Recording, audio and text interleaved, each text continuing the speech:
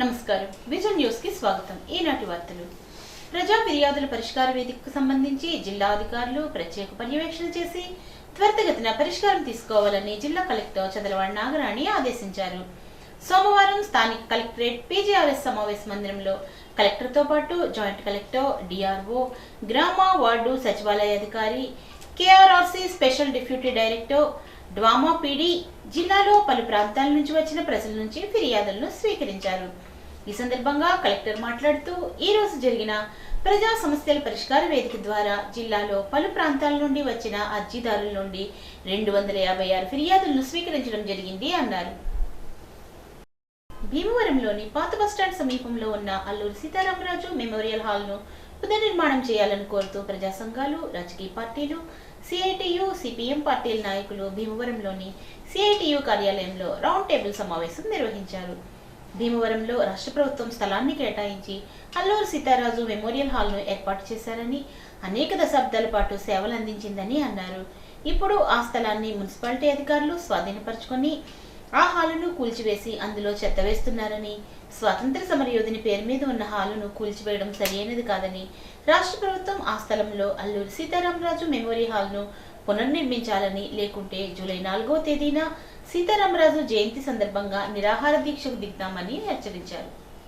Bhimavaram municipal పరిధిలో ఆర్యూబీల్లో నిల్వ ఉంటున్న వ్యర్థపు నీటిని ఎప్పటికప్పుడు తొలగించే విధంగా శాశ్వత పరిష్కారం చూపాలని సిపిఎం పట్టణ కార్యదర్శి వాసుదేవరావు కోరారు। సిపిఎం పట్టణ కమిటీ ఆధ్వర్యంలో బుధవారం మార్కెట్లో ఉన్నటువంటి రైల్వే అండర్ బ్రిడ్జ్ లో నీటిని తొలగించాలని ఆందోళన నిర్వహించారు। ఈ ఆందోళనలో చుట్టుపక్కల ఉన్నటువంటి వ్యాపారులు, కాలినడకన ద్విచక్ర వాహనాలపై వెళ్లేవారు పాల్గొని చాలా ఇబ్బందులు పడుతున్నామన్నారు। ఈ సందర్భంగా జిల్లా కార్యదర్శి జేఎన్వి గోపాలన్ మాట్లాడుతూ ఆర్యూబీలు ప్రజలకు ట్రాఫిక్ సమస్యల నుండి సౌకర్యవంతంగా ఉంటున్నాయి, కానీ వాటి నిర్వహణలో అధికారులు అలసత్వం వహించడం వల్ల అసౌకర్యంగా, సమస్యాత్మకంగా మారుతున్నాయి అన్నారు। అనంతరం మున్సిపల్ అధికారులకు ఫోన్లో సంభాషించగా ఎంఈ, ఏఈ హుటాహుటిని వచ్చి సమస్యను పరిశీలించి మోటార్తో మరమ్మతులు చేపట్టి నీటిని తొలగించారు। ఇక నుండి వ్యర్థపు నీరు లేకుండా చూసే బాధ్యత తామది అని హామీ ఇచ్చారు। చాలా రైల్వే అండర్ బ్రిడ్జి ఆర్యూబీలు నిర్మించారు। దీనివల్ల ప్రజలకి సౌకర్యంగా ఉంది, ట్రాఫిక్ ఇబ్బంది లేకుండానే వెళ్తా ఉన్నారు। కానీ ఏవైతే రైల్వే అండర్ బ్రిడ్జీలు ఉన్నాయో ఈ రైల్వే అండర్ బ్రిడ్జీల కింద విపరీతంగా నీరు, భూగర్భ నీరు, మురుగునీరు, వర్షపు నీరు విపరీతంగా పెరిగిపోవడం వల్ల ప్రజలు, ముఖ్యంగా పాదచారులు, సైకిల్ ప్రయాణికులు, అలాగే మోటార్ సైకిల్ వెళ్లే వాళ్ళు, ముఖ్యంగా మహిళలు కూడా తీవ్ర ఇబ్బంది పడుతూ ఉన్నారు। దీంట్లో బుధవారం మార్కెట్లోని ఆర్యూబీ 234AA ఏదైతే ఆర్యూబీ ఉందో ఈ ఆర్యూబీలో విపరీతంగా నీళ్లు నిలబడిపోయి ప్రజలు ఇబ్బంది పడుతున్నారు। ఇక్కడే కాదు, అది ఎఫ్సీఐ గొడవలసరి కానవచ్చు, లేదు ఇక్కడ మన మెంటవర్ తోటలోనే మరొక ఆర్యూబీ కావచ్చు। ఈ రకంగా ఆర్యూబీల వద్ద నీరు నిలబడిపోయి చాలా ఇబ్బంది పడుతూ ఉన్నారు। దీన్ని మెయింటైన్ చేయాల్సిన బాధ్యత మున్సిపాలిటీ వారిది, కానీ మున్సిపల్ అధికారులు చాలా నిర్లక్ష్యంగా వ్యవహరిస్తూ ఉన్నారు। ఎక్కడ పట్టింపు లేదు, మున్సిపాలిటీకి కౌన్సిలర్ లేరు, చైర్మన్ లేరు, ఎన్నికలు లేవు, అధికారుల మీద ఆధారపడి ఉంది, అధికారులేమో పట్టించుకోరు। ఈ రకంగా ప్రజలు ఇబ్బంది పడుతూ ఉన్నారు। తణుకు శాసనసభ్యుడు ఆర్మిల్లి రాధాకృష్ణ ఆదేశాల మేరకు అత్తిలి గ్రామ పంచాయతీ పరిధిలో గల కాలువల వెంబడి ఉన్న చెత్తను తొలగించుటకు అత్తిలి కూటమి నాయకులు గ్రామ పంచాయతీ ఆధ్వర్యంలో స్వచ్ఛాంధ్ర స్వచ్ఛ అత్తిలి కార్యక్రమాన్ని నిర్వహించడం జరిగింది। ఈ కార్యక్రమంలో కాలువల వెంబడి సీసీ కెమెరాలు ఏర్పాటు చేయడం జరిగిందని, కాలువల్లో చెత్త వేసిన వారికి 1000 రూపాయల వరకు జరిమానా విధించడం జరుగుతుందని తెలియజేశారు। ఈ కార్యక్రమంలో ఎంపీపీ మక్కా సూర్యారావు, గ్రామ సర్పంచ్ గంట విజేత నాగరాజు, ఏఎంసీ చైర్మన్ దసం ప్రసాద్, అత్తిలి మండల టీడీపీ అధ్యక్షుడు పోల్శెట్టి చందు, డీసీ నల్లూరి సురేష్, ఆనాల ఆదినారాయణ, ఆల్తి అజయ్ కుమార్, వార్డు సభ్యులు పాల్గొన్నారు। అత్తిలి మండలం పాలి గ్రామంలో పౌర హక్కుల దినోత్సవం నిర్వహించారు। ఈ సందర్భంగా తహసీల్దార్ దశకవంశీ మాట్లాడుతూ రాజ్యాంగం ప్రకారం పౌరులందరికీ సమాన హక్కులు ఉన్నాయని అన్నారు। పౌర హక్కులకు భంగం కలిగినప్పుడు కోర్టులను ఆశ్రయించవచ్చునని పేర్కొన్నారు। ఈ కార్యక్రమంలో రెవెన్యూ అధికారి, ఇతర సిబ్బంది పాల్గొన్నారు।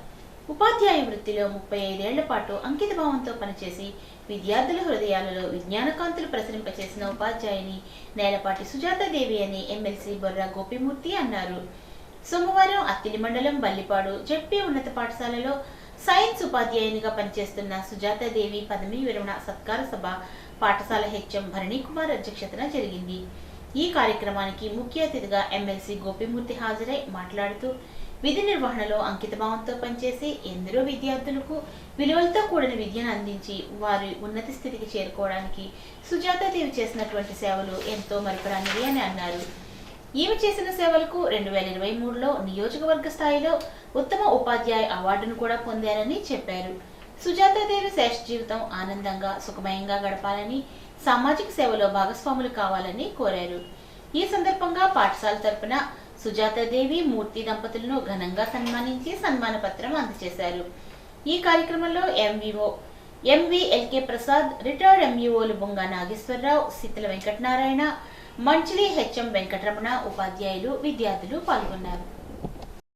రాబోయే స్థానిక సంస్థల ఎన్నికల్లో కూటమిని అధికారంలోకి తీసుకురావడానికి కింది స్థాయి నుంచి కార్యకర్తలు, నాయకులు కృషి చేయాలని తణుకు ఎమ్మెల్యే ఆర్మిల్లి పిలుపునిచ్చారు. తెలుగుదేశం పార్టీ తణుకు పట్టణ వార్డు కమిటీల ఎన్నికల ప్రక్రియను ప్రారంభించారు. సోమవారం తణుకులోని 5, 7, 8, 27 వార్డులకు సంబంధించి నూతన కమిటీలను ప్రకటించారు. తణుకు ఎమ్మెల్యే ఆర్మిల్లి ఆధ్వర్యంలో నిర్వహించిన ఎన్నికల్లో 5వ వార్డు అధ్యక్షుడిగా నొడగల బాలాజీ, ప్రధాన కార్యదర్శిగా గమిని లక్ష్మీ వెంకట ప్రశాంత్, 7వ వార్డు అధ్యక్షుడిగా ఓటా రామకృష్ణ, ప్రధాన కార్యదర్శిగా ఎడ్లపల్లి దుర్గా ప్రసాద్, 8వ వార్డు అధ్యక్షుడిగా చిన్నం సత్యనారాయణ, ప్రధాన కార్యదర్శిగా పొలసరి శ్రీనివాస్, 27వ వార్డు అధ్యక్షుడిగా కొత్తలంక సుబ్రహ్మణ్యం, ప్రధాన కార్యదర్శిగా షేక్ అబ్దుల్లా బుజీ ఏకగ్రీవంగా ఎన్నికయ్యారు. వీరంతా రాబోయే స్థానిక సంస్థల ఎన్నికల్లో మరోసారి కూటమిని అధికారంలోకి తీసుకురావడానికి కృషి చేయాలని ఎమ్మెల్యే రాధాకృష్ణ కోరారు. ఎన్నికైన నూతన కమిటీ సభ్యులను ఆయన అభినందించారు. తణుకు మున్సిపల్ ఇంజనీరింగ్ కార్మికులు సోమవారం నుండి పూర్తిగా వాటర్ సప్లై, స్ట్రీట్ లైటింగ్ బంద్ చేస్తూ విధులు బహిష్కరిస్తున్నట్లు తెలిపారు. మున్సిపల్ కార్మికులు ఈ మేరకు అధికారులకు వినతి పత్రాన్ని అందజేశారు. చింతలపాటి వరప్రసాద మూర్తిరాజు ప్రభుత్వ డిగ్రీ కళాశాలలో గత ఏడాది డిగ్రీ పూర్తయిన విద్యార్థులు 2025-26 విద్యా సంవత్సరానికి ఆంధ్రప్రదేశ్ రాష్ట్ర ఉన్నత విద్యా మండలి వారు పెట్టిన పీజీ సెట్ ఎగ్జామినేషన్లో జువాలజీ సబ్జెక్టులో రాష్ట్ర స్థాయిలో 3వ ర్యాంకును కె కృష్ణప్రియ అనే విద్యార్థిని సాధించింది. బోటనీ సబ్జెక్టులో రూపశ్రీ రాష్ట్ర స్థాయిలో 22వ ర్యాంకును సాధించింది. ఎస్ సంధ్యారాణి 70వ ర్యాంకును బోటనీలో సాధించింది. కె బాహ్యలహరి 74వ ర్యాంకును బోటనీ సబ్జెక్టులో, బేబీ శిరీష కెమిస్ట్రీలో 96వ ర్యాంకును సాధించింది. మిగిలిన 8 మంది విద్యార్థులు 1000 రూపాయల ర్యాంకులను సాధించారు.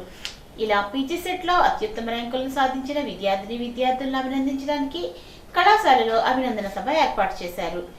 విద్యార్థులను ఉద్దేశించి ప్రిన్సిపల్ డాక్టర్ పి నిర్మల కుమారి మాట్లాడుతూ విద్యార్థులు రాష్ట్ర స్థాయిలో 3, 22, 70, 74, 96 ర్యాంకులను సాధించడం కళాశాలకు ఎంతో గర్వకారణమని ప్రశంసించారు. పాలకొల్లు మండలం గౌరపేటలో ప్రధాన రహదారి వెంబడి రాపాక ఛానల్పై 1,76,00,000తో కాంక్రీట్ రివిట్మెంట్ గోడ నిర్మాణం పూర్తయ్యే దశకు చేరుకుంది. మంత్రి రామానాయుడు ప్రభుత్వం నుంచి నిధులు తీసుకురావడంతో గ్రామస్తులు దీర్ఘకాలంగా అనుభవిస్తున్న సమస్య తీరనుంది. అసలే చిన్నపాటి ప్రధాన రహదారి కాలువ వెంబడి ఉండడంతో రాకపోకలకు గ్రామస్తులు ఎంతో ఇబ్బంది పడేవారు. 2 వాహనాలు ఎదురుగా వస్తే ప్రమాదాలకు గురయ్యేవి. దీంతో కాలువ వెంబడి రివిట్మెంట్ నిర్మాణం చేయాలని గ్రామస్తులు గత వైసీపీ ప్రభుత్వంలో నాయకులకు ఎంతగానో మొరపెట్టుకున్నా పట్టించుకోలేదు. ఎన్నికల ప్రచార సమయంలో రామానాయుడు దృష్టికి తీసుకురాగా మన ప్రభుత్వం అధికారంలోకి రాగానే ఈ పని చేయించే బాధ్యత నాది అంటూ మాటిచ్చి నేడు ఆ మాటను నిలుపుకున్నారు. ఈ పని పట్ల గ్రామస్తులు హర్షం వ్యక్తం చేస్తూ మంత్రి రామానాయుడుకు కృతజ్ఞతలు తెలియజేశారు. ఈ వార్తలకు స్వల్ప విరామం.